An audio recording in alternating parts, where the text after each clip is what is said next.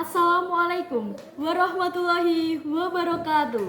Shalom, Om Swastiastu, Namo Buddhaya, Salam Kebajikan Rahayu. Izinkan saya memperkenalkan diri terlebih dahulu. Perkenalkan, saya Nuki Tiasanti selaku peserta dalam Lomba Debat Bahasa Indonesia. Izinkan saya menanggapi mosi dan menanggapi video dari tim pro dengan mosi pada kali ini, yaitu Dewan ini akan memaksa kandidat politik untuk melalui ujian kelayakan atau kompetensi agar dapat mencalonkan diri.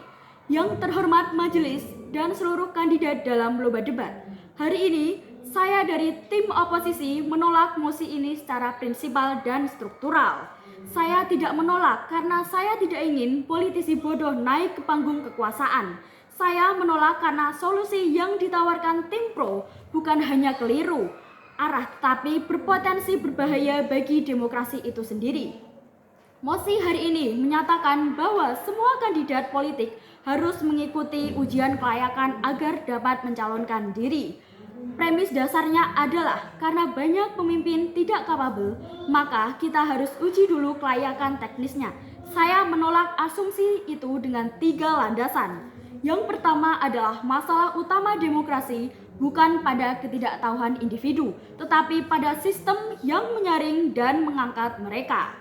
Yang kedua, ujian bukan instrumental netral, ia bisa bias, manipulatif, maupun mengasingkan. Yang ketiga, solusi yang tepat untuk demokrasi yang gagal bukan teknotrisasi, tetapi demokratisasi yang lebih dalam. Saya tidak membahas status quo pada saat ini yang terjadi. Yang pertama, penurunan kepercayaan publik pada pemerintah. Yang kedua, apatisme politik, khususnya pada generasi muda. Yang ketiga, dan masuknya kandidat yang tidak berkualitas ke panggung kekuasaan. Namun, mari kita periksa lebih dalam, apakah ini disebabkan karena mereka tidak pintar ataupun tidak paham hukum dan ekonomi? Tidak sesederhana itu. Masalah utama justru ada di yang pertama, sistem oligarki partai politik yang menyaring kader berdasarkan uang dan koneksi, bukan dedikasi tanpa abilitas. Yang kedua, minimnya pendidikan politik untuk masyarakat yang membuat rakyat rentan terjebak dalam politik identitas kampanye populis.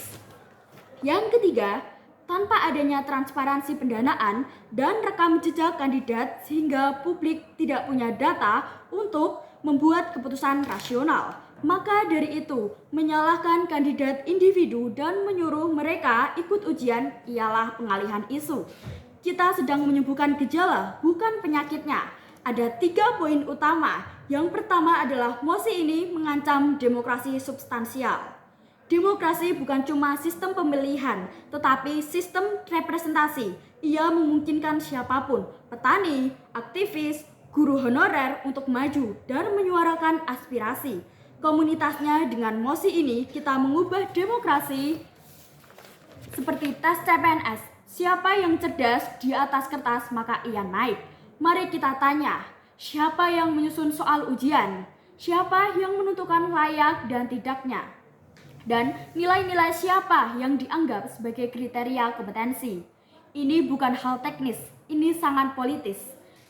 Ketika Anda menyerahkan kekuasaan kepada lembaga yang mengatur siapa boleh maju, maka Anda sedang menyaring suara rakyat secara diam-diam. Contoh konkretnya adalah Rusia. Peraturan administratif menyulitkan calon presiden mencalonkan diri. Keduanya memakai dalih kelayakan, tetapi hasilnya adalah demokrasi palsu yang dikendalikan elit. Poin yang kedua, ujian tidak mengatur ataupun mengukur moral, integritas, maupun kedekatan emosional. Mari kita sepakat, kepemimpinan yang baik tidak diukur dari kemampuan menjawab soal tentang hukum internasional, ekonomi makro maupun ekonomi mikro. Pemimpin yang buruk bukan hanya bodoh, tetapi ia juga yang korupsi, mengkhianati amanat rakyat, dan lain sebagainya. Contohnya di Indonesia, di Dewan Perwakilan Rakyat Republik Indonesia, beberapa anggota paling progresif berasal dari latar belakang aktivis, buruh, jurnalis, bukan akademis. Sekali lagi, jika sistem ini diterapkan, maka rakyat kehilangan banyak wakil potensial hanya karena mereka tidak akademis. Poin yang ketiga, Solusi tim pro justru menciptakan oligarki baru. Tim pro mengatakan, kami ingin mencegah pemimpin yang tidak kapabel. Saya jawab dengan cara ini, Anda hanya akan menggantikan oligarki lama dengan elitisme baru. Mereka yang tak punya privilege pendidikan tinggi akan langsung tersingkirkan. Dan poin yang terakhir, solusi sejati adalah mendidik publik, bukan menguji kandidat. Tim pro mengatakan, kami ingin mengembalikan kepercayaan publik lewat ujian. Salah, ujian justru membuat politik makin eksklusif. Tim pro juga mengatakan, kami ingin sistem meritokrasi sejati adalah ketika rakyat punya akses dan hak yang sama untuk maju, bukan ketika disaring berdasar elitis. Tim pro juga menyatakan, kami butuh SIM untuk nyetir. Kenapa tidak untuk politik? Karena masyarakat bukan kendaraan. Demokrasi tidak bergerak lewat hukum fisika, tetapi melalui nilai, keberpihakan, dan juga empati dan moral. Sekali lagi, saya dari tim oposisi menyatakan bahwa saya sangat menolak mosi perdebatan pada kali ini. Ia menciptakan sistem eksklusif yang menjauhkan rakyat dari politik. Ia pula membuka ruang represi, terselubung diskriminasi, dan pengerdilan demokrasi.